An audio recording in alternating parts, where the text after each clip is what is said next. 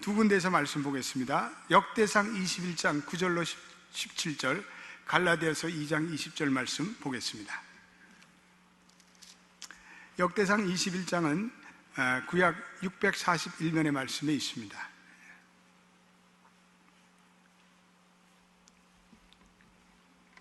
우리 9절부터 17절까지 한 목소리로 읽어보겠습니다. 시작. 여호와께서 다윗의 선견자 갓에게 이르시되 가서 다윗에게 말하여 이르기를 여호와의 말씀이 내가 내게 세 가지를 보이노니 그 중에서 하나를 택하라. 내가 그것을 내게 행하리라 하셨다 하라. 갓이 다윗에게 나아가 고하되 여호와의 말씀이 너는 마음대로 택하라. 혹 3년 기근일지 혹 내가 석 달을 대적에게 패하여 대적이 칼에 쫓길 일인지 혹 여호와의 칼 곧 온역이 사흘 동안 이 땅에 유행하여 여호와의 사자가 이스라엘 온 지경을 멸할 일인지 하셨나니 내가 무슨 말로 나를 보내신 이에게 대답할 것을 결정하소서. 다윗이 갓에게 이르되 내가 곤경에 있도다. 여호와께서는 긍휼히 심히 크시니 내가 그의 손에 빠지고 사람의 손에 빠지지 않기를 원하나이다. 이에 여호와께서 이스라엘 백성에 온역을 내리심에 이스라엘 백성의 죽은 자가 7만이었더라. 하나님이 예루살렘을 멸하러 사자를 보내셨더니 사자가 멸하러 할 때 여호와께서 보시고 이 재앙 내림을 뉘우치사 멸하는 사자에게 이르시되 족하다. 이제는 내 손을 거두라 하시니 때에 여호와의 사자가 여부수 사람 오르난의 타작마당 곁에 선지라. 다윗이 눈을 들어보매 여호와의 사자가 천지 사이에 섰고 칼을 빼어 손을 들고 예루살렘 편을 가리켰느니라. 다윗이 장로들로 더불어 굵은 베옷을 입고 얼굴을 땅에 대고 엎드려 하나님께 아뢰되 명하여 백성을 계수하게 하는 자가 내가 아니니까 범죄하고 악을 행하는 자는 곧 내니이다. 이 악무리는 무엇을 행하였나이까? 청건대 나의 하나님 여호와여, 주의 손으로 나와 내 아비의 집을 치시고 주의 백성에게 재앙을 내리지 마옵소서. 아멘. 우리 갈라디아서 2장 20절 말씀 한 군데서 더 보겠습니다. 갈라디아서 2장 20절 말씀 304면 말씀 읽겠습니다. 내가 그리스도와 함께 십자가에 못 박혔나니 그런즉 이제는 내가 산 것이 아니요 오직 내 안에 그리스도께서 사신 것이라. 이제 내가 육체 가운데 사는 것은 나를 사랑하사 나를 위하여 자기 몸을 버리신 하나님의 아들을 믿는 믿음 안에서 사는 것이라. 아멘. 예. 우리가 사순절을 지내고 있는데 이 사순절의 근본 정신은 참회하고 회개하는 것입니다. 그래서 사순절은 AD 325년경에 기독교의 니케아 공의회라는 것이 열렸는데 그때 처음 언급됐습니다. 그래서 이 기간에는 성도들이 특별히 회개하는 기간으로 삼았고 금식을 통하는 회개가 강조되었고 또 교리문답이 이 기간에 행하졌다는 기록이 있습니다. 또 특별 작전 기도를 통해서 예수님의 고난에 동참하였습니다. 우리는 이 사순절 기간이 아니더라도 그리스도인에 있어서 회개라는 것은 일평생을 곱씹으며 실천해야 할 신앙의 가장 기본 정신, 백본이라고 할 수가 있습니다. 회개라는 것은 한마디로 돌아서는 것을 얘기합니다. 원래 모습으로 되돌아가는 것을 얘기합니다. 처음 길로 찾아가는 것을 얘기합니다. 그래서 구약에서 회개라는 것은 슈브르라는 단어를 쓰고 있는데 돌아간다 이런 뜻입니다. 예언자 에스겔은 이 말을 가지고 너희는 돌이켜 회개하고 모든 죄에서 떠날지어다 이렇게 꾸짖고 있습니다. 히브리 말로 슈브라는 것은 그러므로 죄에서 돌아가는 것과 죄에서 돌이키는 것과 하나님께로 돌아가는 것을 말합니다. 그래서 회개라는 한자어는 원래 회라는 자는 한자로 뉘우친다 이런 뜻이 있습니다. 이 개라는 것은 한자어로 고친다 이런 뜻이 있습니다. 그래서 우리의 삶 속에서 뉘우칠 것을 뉘우치고 회개하는 것을 말합니다. 우리의 삶 가운데 하나님을 향한 온전한 신뢰를 방해하는 모든 것으로부터 우리는 돌이켜야 합니다. 그래서 그것이 우리가 집착하는 물질이라든지 명예라든지 인간관계라든지 또한 기계 문명이라든지 정보기기라든지 오락이라든지 쾌락이라든지 모든 것을 포함해서 하나님보다 더 사랑하는 것은 다 하나님의 사랑으로부터 우리를 멀어지게 합니다. 그래서 우리는 그것을 뉘우치고 우리는 그것을 끊고 우리는 그것을 제거할 수 있어야 합니다. 그런 의미에서 오늘 역대상에서 다윗이 보여주는 이 회개의 모습을 저와 여러분들이 생각하면서 은혜를 받고자 합니다. 다윗은 하나님의 마음에 합한 합한 자라는 명예로운 이름을 얻었습니다. 그럼 다윗이 하나님의 마음에 합한 자가 될 수 있었던 원인은 무엇인가? 그것은 다윗은 죄를 범하고도 늘 진실하게 회개하는 모습을 보여주고 있습니다. 이 다윗의 회개는 후회나 반성 정도가 아니라 참된 회개를 합니다. 진실된 회개를 합니다. 깊이 있는 회개를 합니다. 오늘 본문에 그 말씀을 우리에게 보여주고 있습니다. 오늘 본문에 보면 하나님께서 다윗의 인구조사로 진노하였습니다. 다윗이 인구조사를 했던 것은 다윗이 이스라엘 백성들 중에서 군대 병력을 파악하기 위해서 인구조사를 했습니다. 다윗이 부강해지면서 마음에 점점 교만의 찌기가 끼기 시작했습니다. 그래서 하나님으로부터 멀어졌습니다. 그래서 다윗이 하나님을 의지하기보다는 자신의 힘을 과시하고 그리고 의지하렸던 교만의 마음이 다윗에게 찾아왔습니다. 그래서 인구를 통해서 군대 병력을 파악해서 그 병력을 의지해서 자기 나라를 지키려 했던 그러한 의도를 이 다윗이 가졌습니다. 하나님께서 다윗의 이러한 교만한 의도를 아시고 오늘 다윗에게 세 가지 징계를 선지자 갓을 통해서 내리고 있습니다.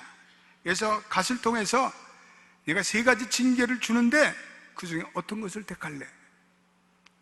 그래서 그 세 가지 징계라는 것은 첫째로 3년 동안 그 땅에 기근이 오는 것과 아니면 석 달을 적군에게 쫓겨다니는 것과 아니면 여호와의 칼인 전염병이 3일 동안 이스라엘 백성들에게 임하는 그러한 세 가지 징계를 놓고 다윗 보고 선택하라 했습니다.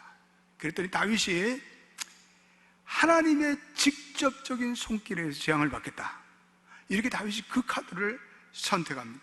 이것은요 다윗의 참여하는 마음을 보여주고 있습니다. 여러분들 오늘 우리 읽은 13절 말씀을 우리 읽어보겠습니다. 같이 읽어보겠습니다. 시작. 다윗이 갓에게 이르되 내가 공경에 있도다. 여호와께서는 긍휼히 심히 크시니 내가 그의 손에 빠지고 사람의 손에 빠지지 않기를 원하나이다.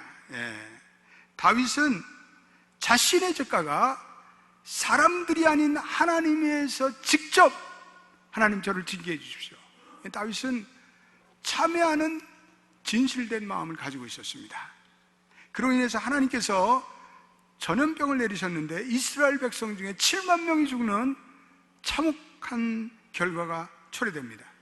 그런데 다윗은 하나님의 긍휼과 자비를 확신하고 하나님의 긍휼하심을 매달립니다.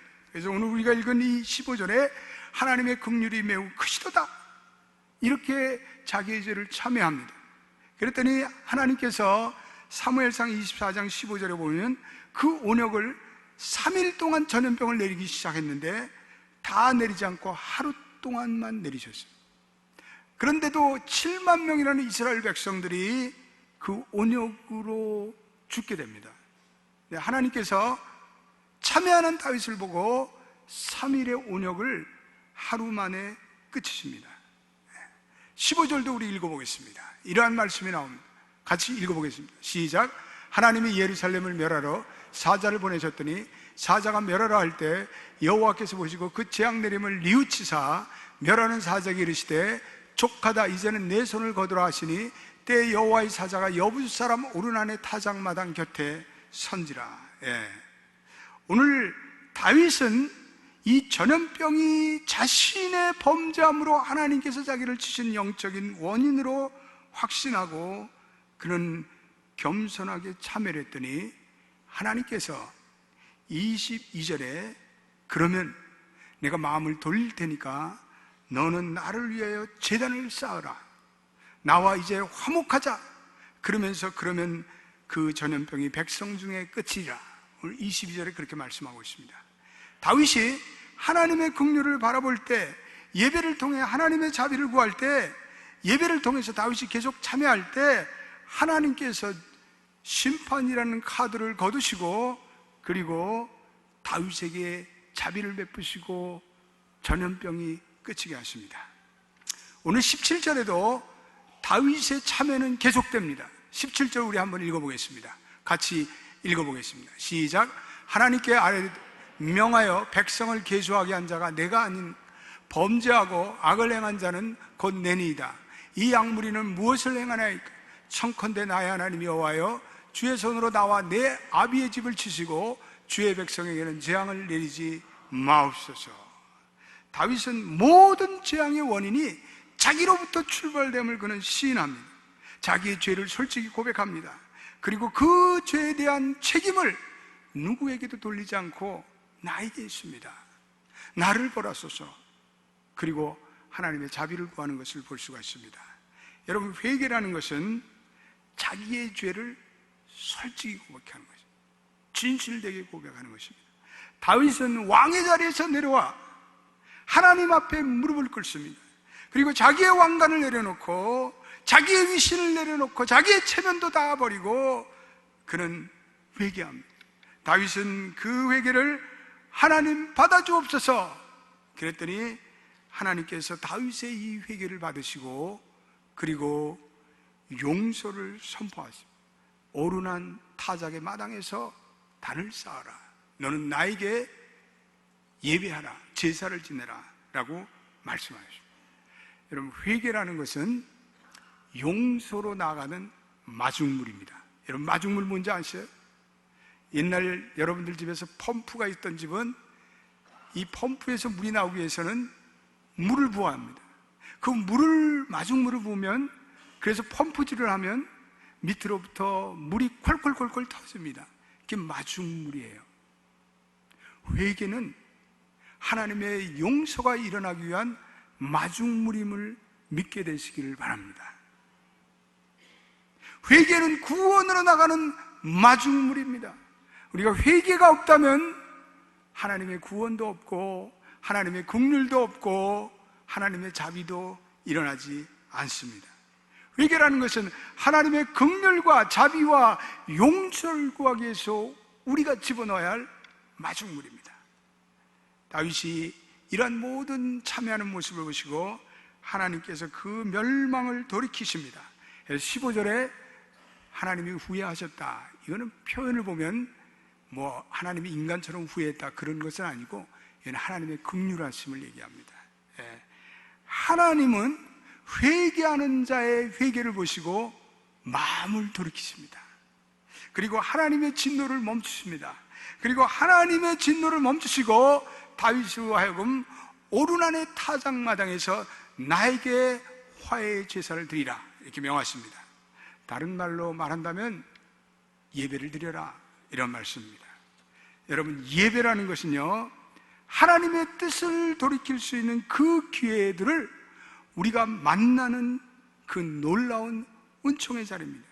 하나님이 마땅히 우리를 심판하셔야 됨에도 불구하고 그 심판을 멈추시고 돌이키는 그 자리가 예배의 자리인 줄로 믿게 되시길 바랍니다. 그래서 우리는 예배의 자리에 나와서는 진실되게 참여해야 합니다. 여러분들이 예배에 나와서는 이 예배를 드리는 이 자리에서만은 꼼수를 피워서는 안 됩니다. 여러분들이 예배를 드리는 이 자리에서는 오리발을 내밀어서는 안 됩니다. 진실해야 합니다.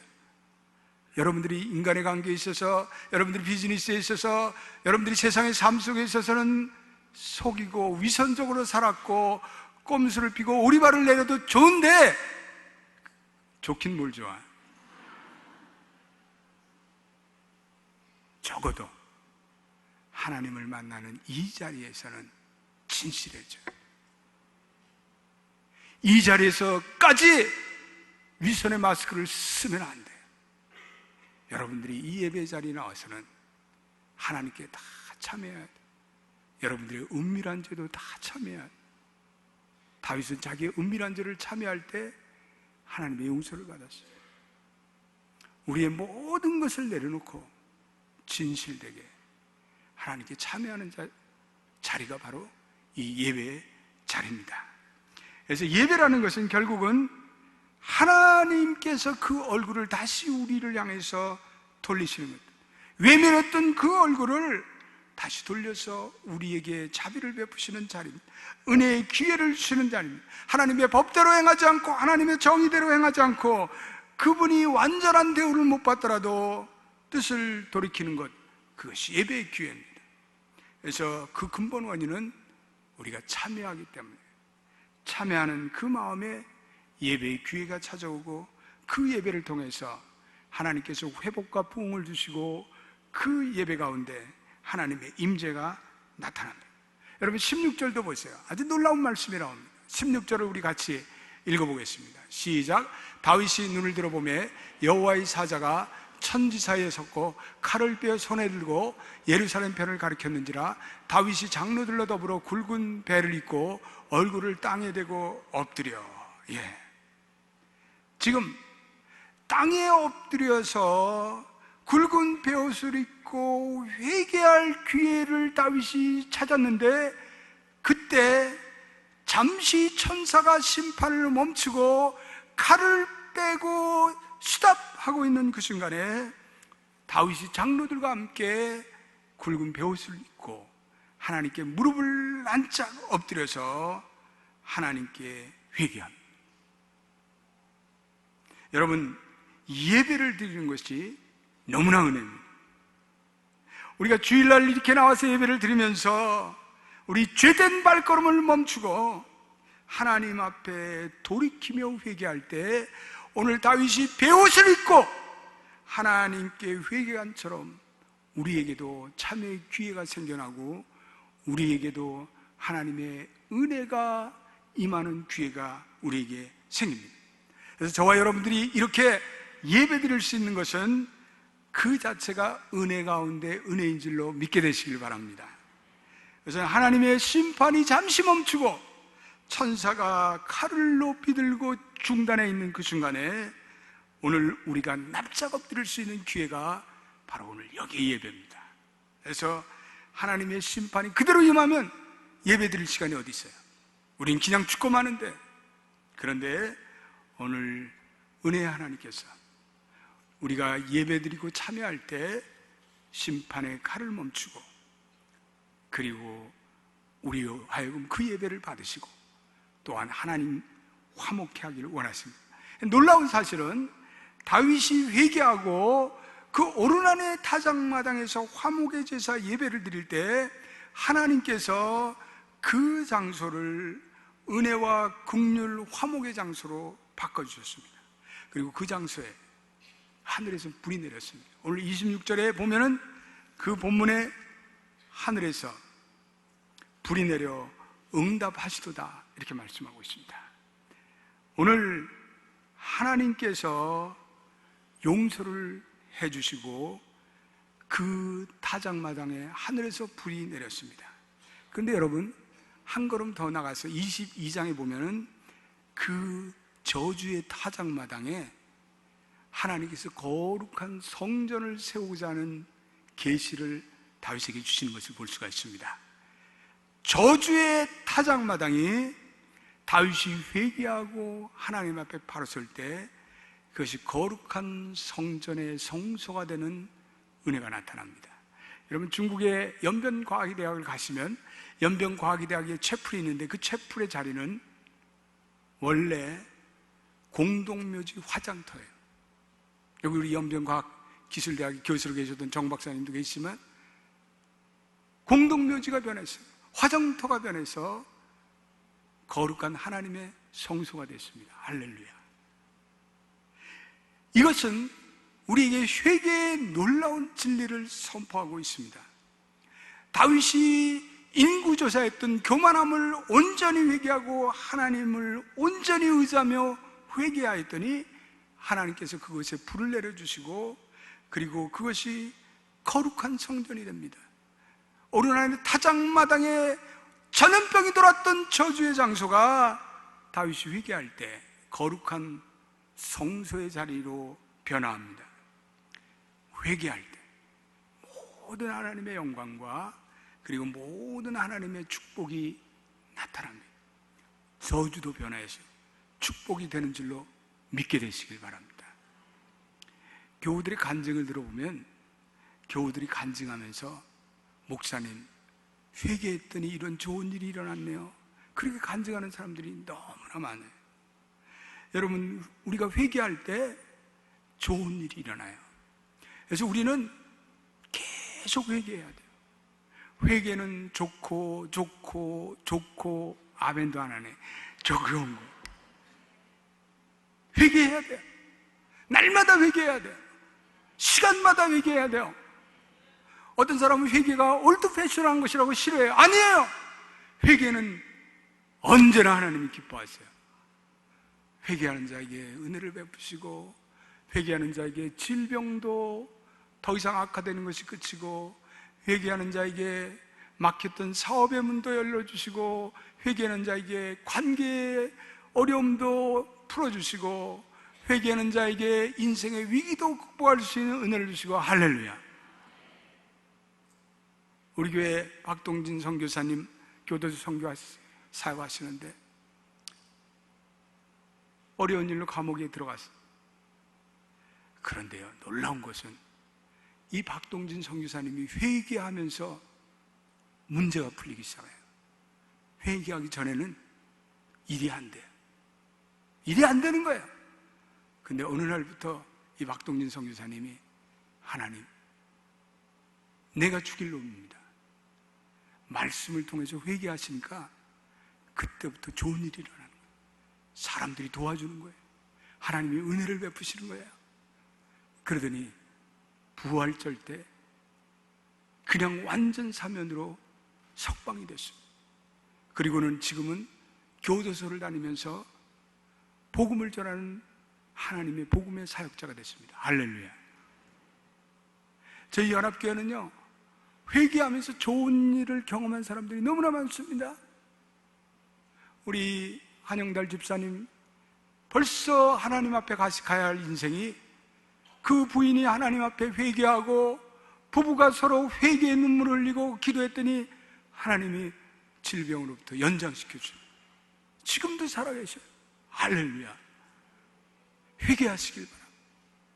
회개하는 것에 하나님이 은혜를 베풀어 주시고, 회개하는 것에 하나님은 그 회개를 기쁘게 받으시고, 우리의 인생의 모든 어려움 속에서, 환난에서, 질곡에서 우리를 구원해 주시는 은총의 계기가 됩니다.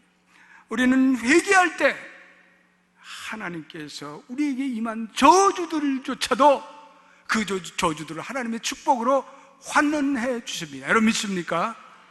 그래, 우리는 회개해야 돼요. 회개는 좋은 거예요. Repentance is good all the time.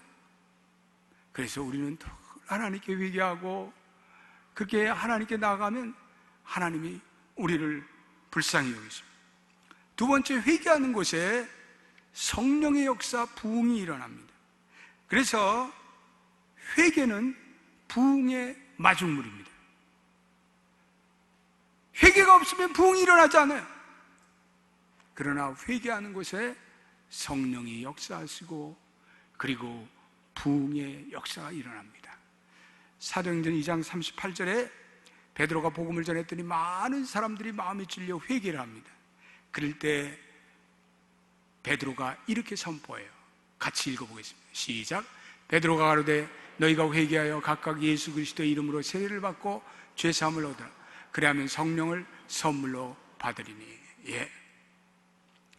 여기서 보니까 회개와 성령의 관계성에 대해서 얘기하고 있습니다.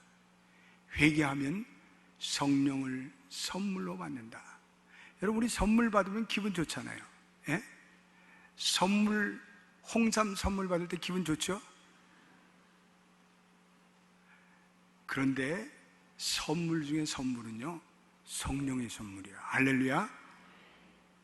성령을 선물로 받는 것이 우리의 인생의 최대의 선물이에요.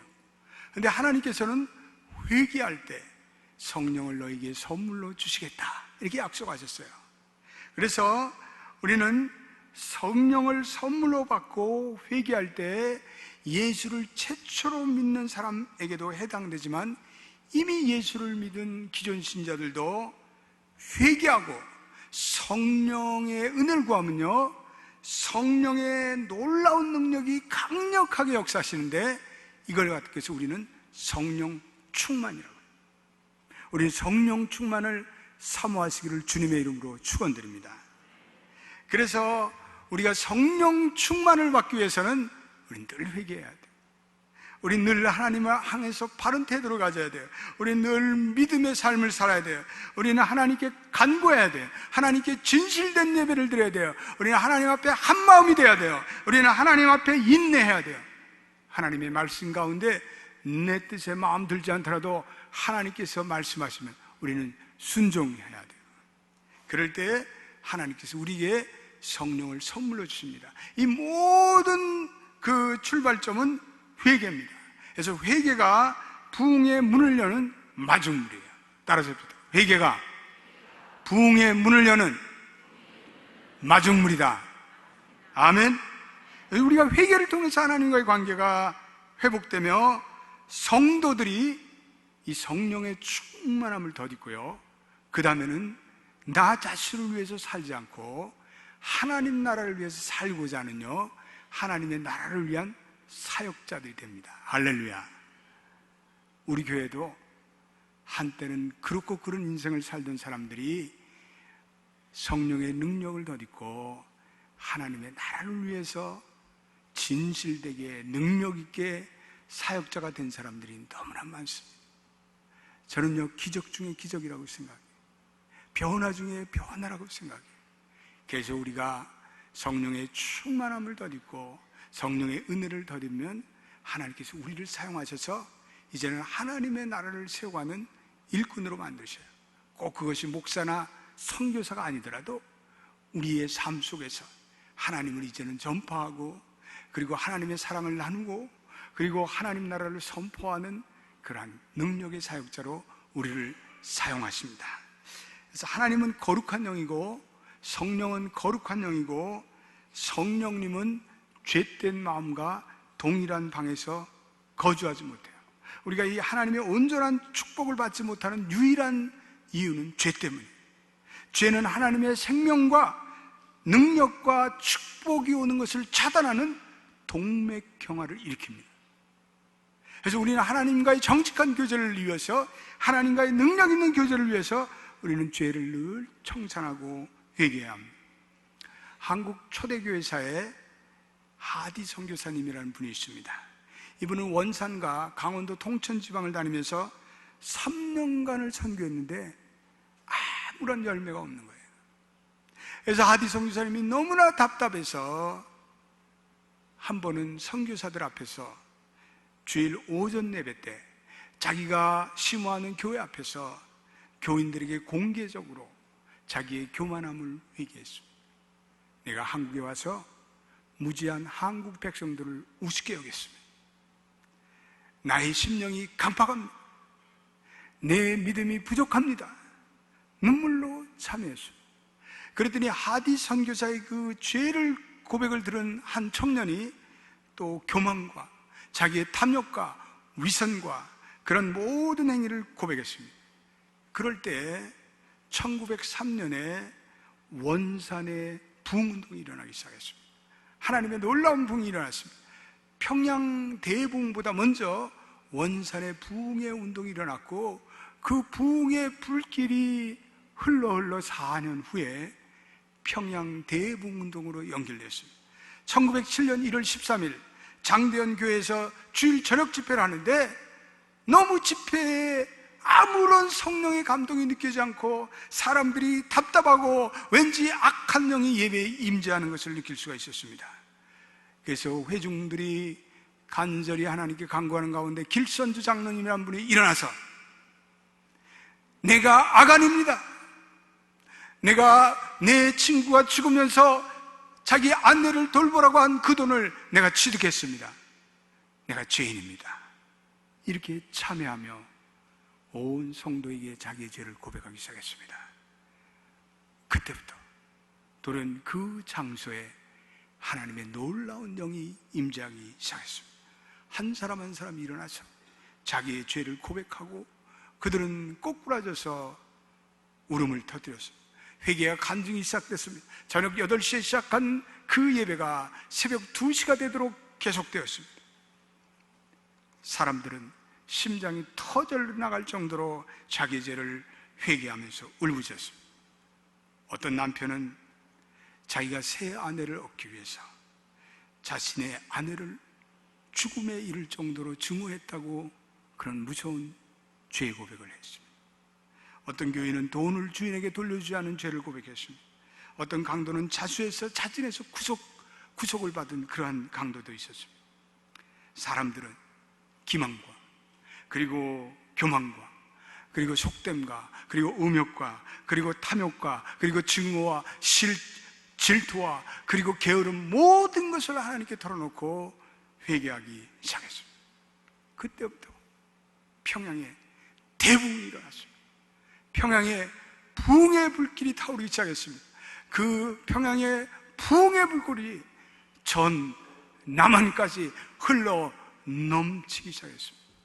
오늘 한국교회의 이 부흥은 평양 대부흥에 흐르는 그 부흥의 열매, 그 부흥의 씨앗, 그 부흥의 역사적인 은혜입니다.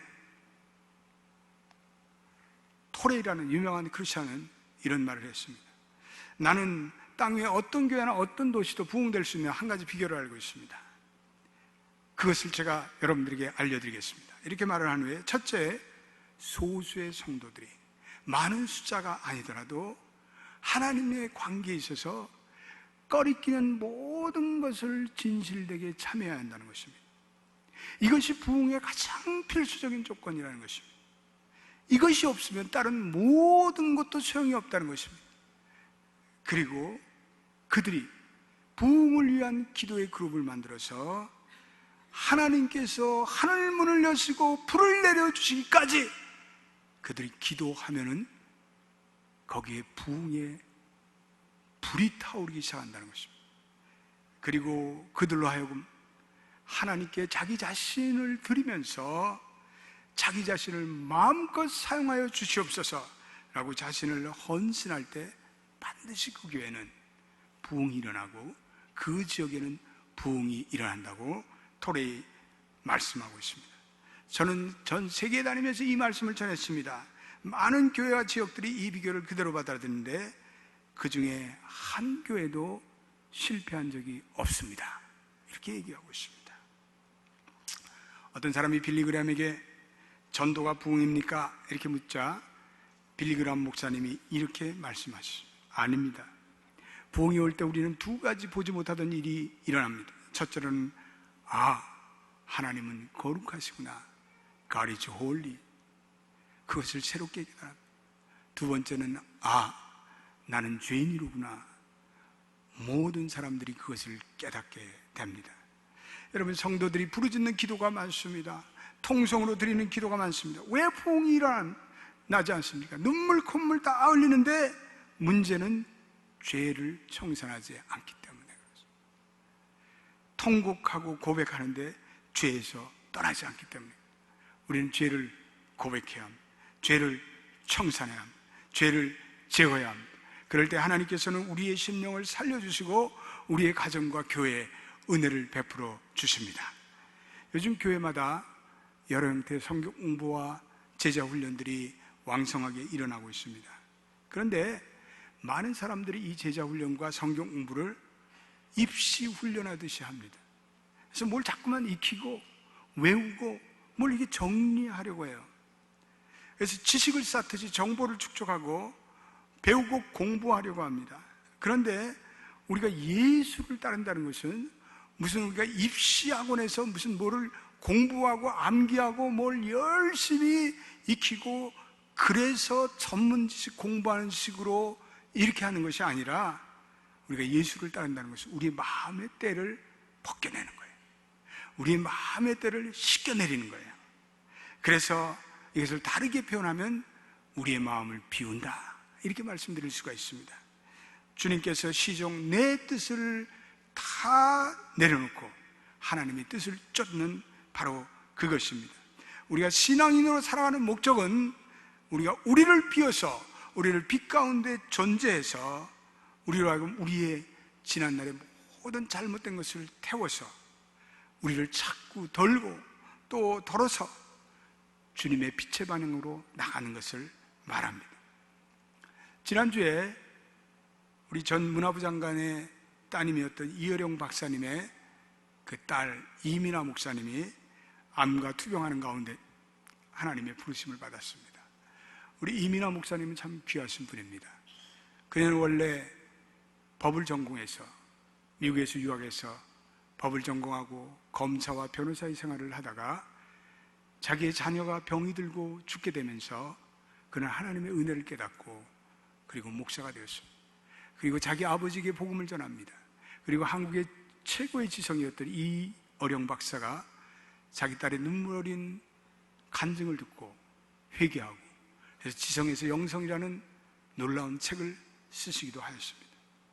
그런데 그녀가 지난주에 많은 이들이 기도하는 가운데 하나님의 부르심을 받고 고요히 하나님의 품에 안기었습니다. 그녀를 추모하던 어느 목사님이 그녀를 이렇게 회고하였습니다. 그녀는 남들만큼 공부했고 그녀는 그만한 지성과 교양을 갖추고 있었습니다. 그런데 그녀는 어린아이처럼 살았습니다. 주님을 찬양하는 그 앞에서 누구도 당신의 몸이 아프니 그만두라고 하지 못했습니다. 그녀는 사랑하는 주님의 품에 안겼습니다. 그녀는 죽음을 두려워하지 않고 영생과 부활을 믿고 확신하던 분이기에 그녀에게는 항상 강한 영적인 힘이 느껴졌습니다. 집회를 인도하며 청년들을 위해서 기도하는 그녀를 보면서 죽어가는 그녀가 다른 일을 살리고 있었습니다 라고 그 목사님은 수료하고 있습니다.